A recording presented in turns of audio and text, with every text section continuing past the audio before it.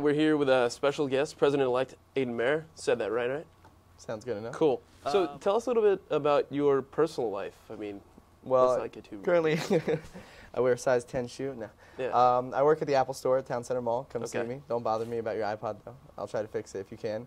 I'm a commuter student. I'm a political science major. I'm from South Florida, born and raised. I'm in my third year here. I hope to go to graduate school, possibly do a master's at FAU, and then go on to do maybe a law degree or a PhD elsewhere. And yeah, if you're ever in Town Center Mall or in the second floor of the Student Union, come by and see me and we can chat. Yeah, I work in Town Center actually too, so yeah, man. We'll hang out.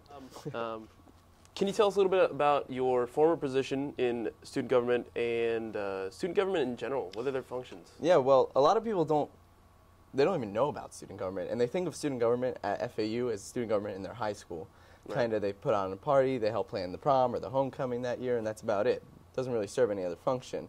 Where student government here, on average, every student, nearly 30,000 owls, are paying about $112 a semester to their student government through their tuition fees. So you have a large pot of money that student government has to deal with. And Right. the rec center, the student union, these are all student government paid entities, program board, COSO. So functioning clubs, programs, and activities that are happening on campus. For example, when a concert comes, this is all paid for by money that is pulled in through tuition dollars to student government. When you look at it in the grand scheme of things, by getting involved in student government, you do have a big say at what happens. And if you care about, this university, not just the Boca Raton campus, any of the 7 partner campuses, you really should get involved and take a look at it. I fully agree. That I can tell you, hey, I'm going to lower book prices. I'm not, because you know why? The bookstore is owned by Barnes & Noble. Back about 20 years ago, the bookstore was owned by FAU itself. If we were to do that again, then it's under our control. Okay. So that is something that a student government president may have say in, because he can go to the board of trustees, since he is a member, sitting member, he or she, and I could bring that up.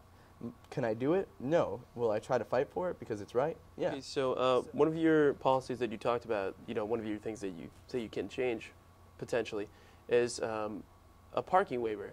And I like the idea, but to me, well, you want to explain the idea real quickly? My car broke down once, and it's a fairly new car, so it was kind of surprising, so I had to take my mom's car. Okay.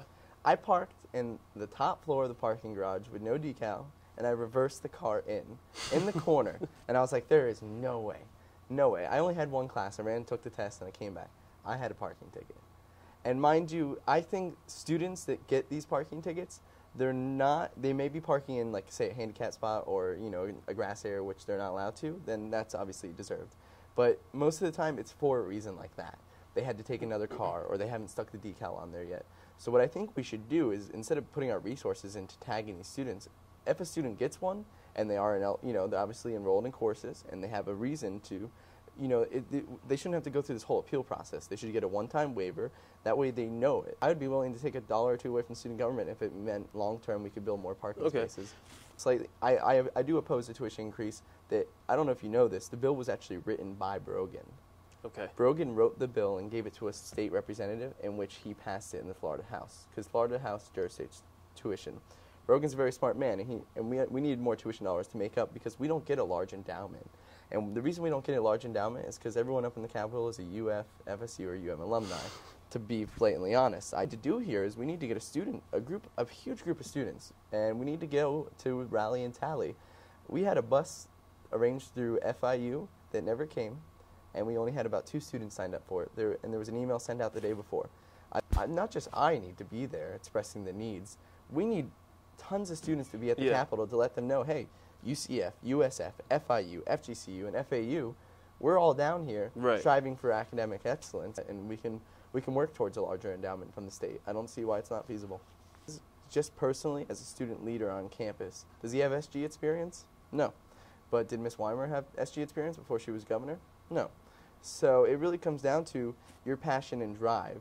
Is he the right person for the job? Yeah. Did he have the most experience? No. Do I trust him? Most definitely. I guess that's all we can really ask for. So cool.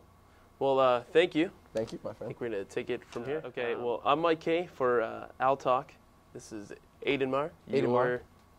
Soon to be president, and we'll May talk to 8th. him later.